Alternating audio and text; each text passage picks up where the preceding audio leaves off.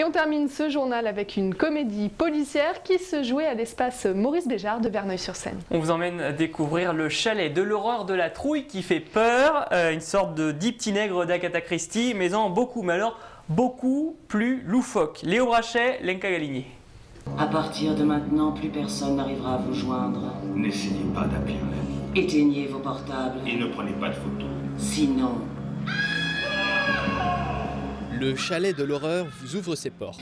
Décor minimaliste, ambiance décalée et effrayante, cette comédie se transforme rapidement en Cluedo grandeur nature.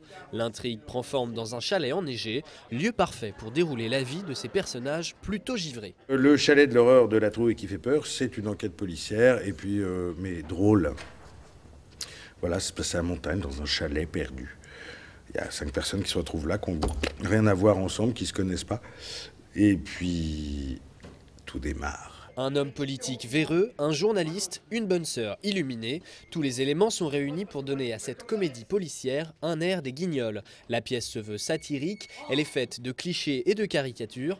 Dans la salle, le public semble apprécier ce savant mélange. Un petit poker?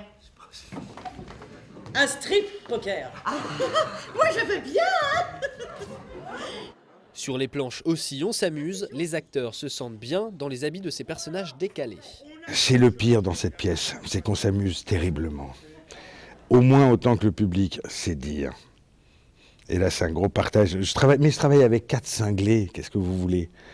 Et comme on s'aime à la vie comme à la scène, c'est un cauchemar de travailler avec des gens comme ça. On fait cauchemarer tout le temps. Derrière cette bonne ambiance se cache un long travail de préparation et à chaque passage, sa dose d'imprévu. Cette comédie évolue au fil des représentations. Il n'y a jamais rien de vraiment acquis, il n'y a jamais rien de vraiment définitif. Il y a des fois, on peut faire un carton sur un gag qui marche pendant 10 fois et puis après, on perd la vista de ce gag-là et puis il faut repartir pour rechercher comment ça remarche, comment...